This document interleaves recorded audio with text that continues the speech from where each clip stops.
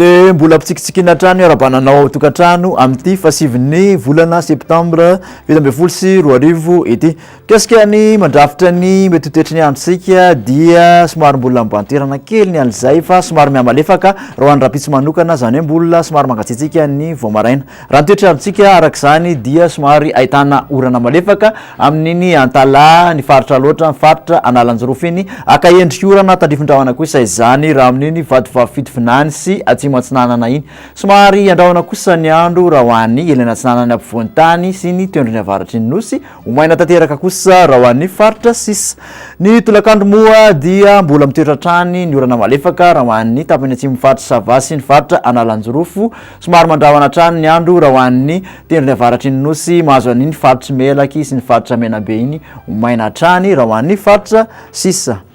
ny maripana ambany indrindra vovinavina moa dia 12 degré celsius any vakinakaratra manodidina ny 12 ka hatramin'ny 13 arak'izany ho an'ny faritra ampovoan-tany manontolo mihoatra ny 12 kosa raha ho an'ny morotsiraka rehetrarehetra efatra amin'ny 30 degré celsius kosa ny maripana ambony indrindra vovinavina any Majanga manodidina ny 20 ka hatramin'ny 30 ho an'ny faritra ampovoan-tany 20 ka hatramin'ny 20 raha ho an'ny morotsiraka atsinanana ary 30 ka hatramin'ny 30 ho an'ny morotsiraka andrefana